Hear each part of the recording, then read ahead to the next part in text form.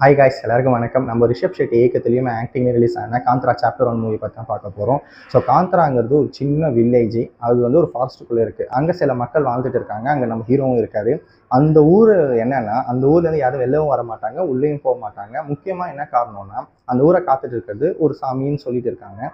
அதேமாரி பக்கத்தில் ஈஸ்வரன் பூங்கான்னு சொல்லி ஒரு இடம் இருக்குது. அது வந்து ஒரு மிஸ்ட்ரியான ஒரு பிளேஸு. ஸோ அதை பார்த்து பயந்துக்கிட்டு பக்கத்தில் ஊரில் ஒரு பெரிய ராஜ்யமே இருக்குது. எப்படியாவது அந்த பூங்காவுக்கு போகணும், அங்கே இருக்கிற சாமியை கொண்டு வரணும் அப்படின்னு அவங்க வந்து ஒரு ஒரு தாட் வச்சுருக்காங்க. அந்த ஒரு ராஜா அதை தேடி போகிறப்போ அவர் இறந்தும் போயிடுறாரு. இதை பார்த்துட்டு அவங்க பையன், அவருடைய பையன் அது ஒரு தாட் ப்ராசஸில் தான் இருக்காங்க.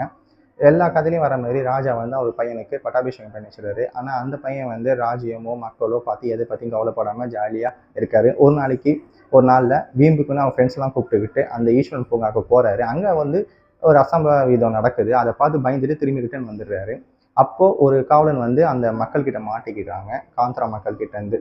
அவங்கள வச்சுக்கிட்டு அந்த ராஜ்யத்துக்கு போகிறாங்க. போய் பார்த்தா அவங்களுக்கு எல்லாமே புதுசாக இருக்குது. பார்க்குற விஷயங்கள் எல்லாமே புதுசாக பார்க்குறாங்க. அப்போ தான் அவங்களுக்கு ஒன்று தெரியுது, அவங்க ஃபாரஸ்ட்டில் விளைஞ்ச ஏலக்காய், கடுகு இதெல்லாமே வந்து அங்கே நல்லா விலகி போகுது அப்படின்ட்டு நம்மளே அதை எடுத்து வந்து சேல் பண்ணணும் அப்படின்னு ட்ரேடிங் பிஸ்னஸ் அங்கே ஸ்டார்ட் பண்ணிட்டாங்க.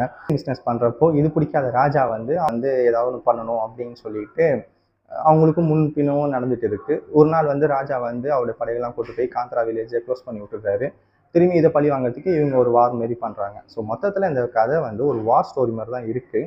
ஆனால் இதில் முக்கியமாக என்ன விஷயம்னா, பழைய காந்த்ரா, அதாவது 2022 ரிலீஸ் ஆன காந்த்ரா வந்து ஒரு வில்லேஜ் இருக்கும். அந்த வில்லேஜில் ஒரு மக்கள் இருப்பாங்க.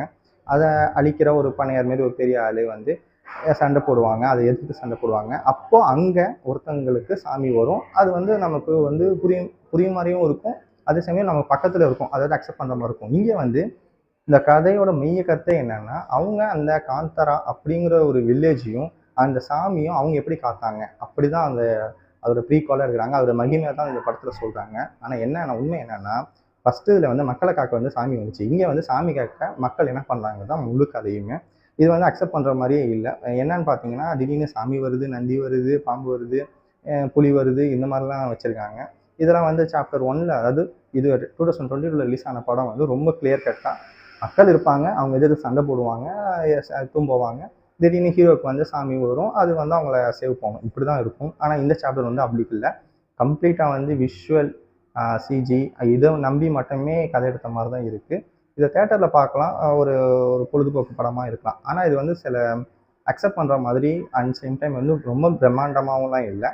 ஓரளவுக்கு ஓகே விதமான ஒரு படமாக தான் இருக்குன்னு சொல்லலாம். ஆனால் இதில் பெரிய ப்ளஸ் என்னன்னா, மியூசிக்கு அண்ட் ஆக்டிங் வேறு லெவலில் பண்ணியிருக்காங்க. தேட்டரில் போகிறப்போ ரொம்பவே நல்லா இருந்துச்சு. அண்ட் ரொம்ப பெரிய மைனஸ் என்னன்னா, ரொம்ப லேக்கிங். அங்கங்கே கங்கா மூவி பார்த்தா